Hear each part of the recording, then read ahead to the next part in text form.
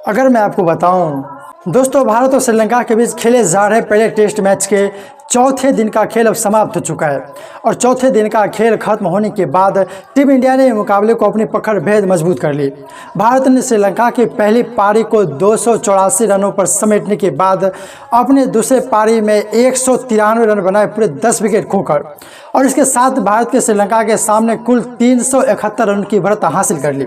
यानी अब श्रीलंका को जीत के लिए 372 चाहिए थे।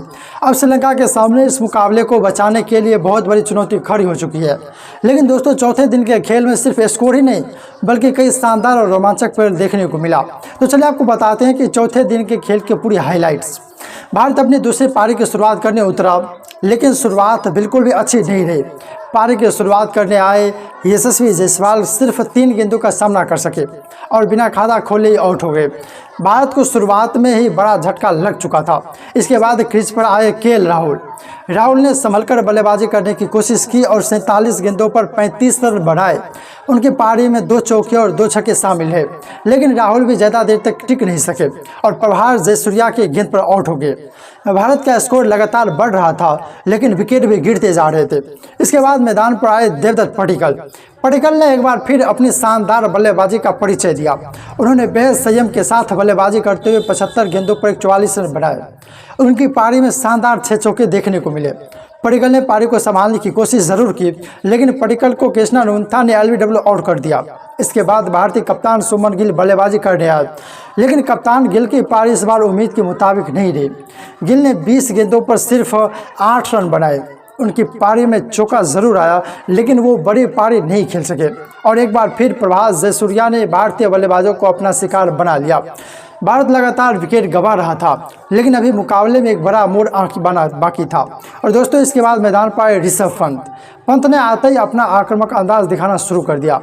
जहां बाकी बल्लेबाजों को श्रीलंकाई गेंदबाजों के खिलाफ रन बनाने में परेशानी हो रही थी, वहीं ऋषभ पंत ने आते ही गेंदबाजों पर दबाव बनाना शुरू कर दिया। पंत ने शानदार बल्लेबाजी करते हुए सिर्फ 69 गेंदों पर 66 रन की बेहतरीन पारी खेली। उनकी इस पारी में 8 चौके और 2 छक्के शामिल है। यानी पंत ने लगभग 96 के स्ट्राइक रेट से बल्लेबाजी की।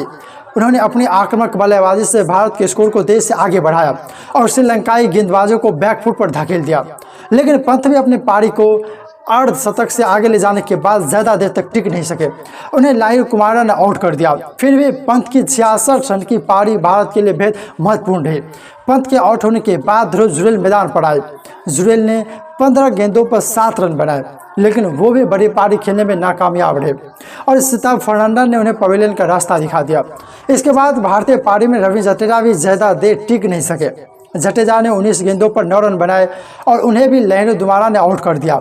धीरे धीरे भारत के विकेट गिरते गए और आखिरकार टीम इंडिया के दूसरी पारी 48.5 ओवर में 193 रन पर समाप्त हो गई। भारत के लिए दूसरी पारी में सबसे बड़ी पारी ऋषभ पंत ने खेली। उन्होंने 66 रन बनाकर टीम के स्कोर को मजबूती दी। इसके अलावा देवदत्त पडिक्कल ने 44 रन और केएल राहुल ने 35 रन का योगदान दिया। भारत की दूसरी पारी में कुछ बल्लेबाजों ने अच्छी शुरुआत जरूर की, लेकिन कोई भी बल्लेबाज बड़ी पारी में तब्दील नहीं कर पाया। अब बात करते हैं मुकाबले की सबसे बड़ी महत्वपूर्ण स्थिति की।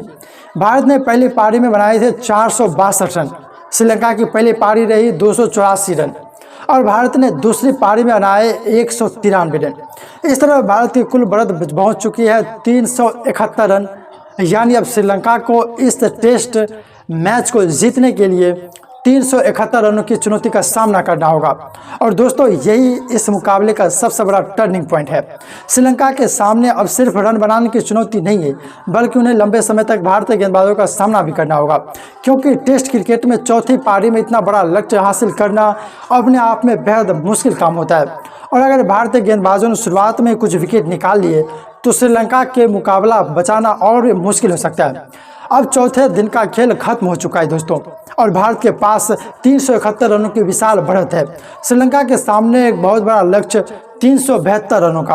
अब पूरा दबाव श्रीलंका बल्लेबाज पर है, लेकिन टेस्ट क्रिकेट में कुछ भी पहले से भी तय नहीं होता है। एक अच्छी साझेदारी मैच को बदल सकती है और एक शानदार स्पेल पूरी कहानी पलट सकता है। इसलिए 5वें दिन का खेल बेहद रोमांचक होने वाला है। क्या श्रीलंका 372 रनों के लक्ष्य का पीछा कर पाएगा या फिर भारतीय गेंदबाज श्रीलंका को जल्द समेटकर इस मुकाबले को अपने नाम कर लेगी? और क्या टीम इंडिया 5वें दिन इस मुकाबले में बड़ी जीत दर्ज करेगी? इन सभी सवालों का जवाब अब 5वें दिन के खेल में मिलेगा। तो दोस्तों, भारत बनाम श्रीलंका पहले टेस्ट के चौथे दिन की धमाकेदार हाइलाइट्स फिलहाल यही समाप्त होती है। अगर आपको ये वीडियो पसंद आया हो तो वीडियो को लाइक ज़रूर करें और क्रिकेट से जुड़े ऐसे ही लगातार अपडेट्स के लिए चैनल को सब्सक्राइब करना बिल्कुल मत भूलिए। मिलते हैं अगले वीडियो में एक और बड़ी अपडेट के साथ। धन्यवाद।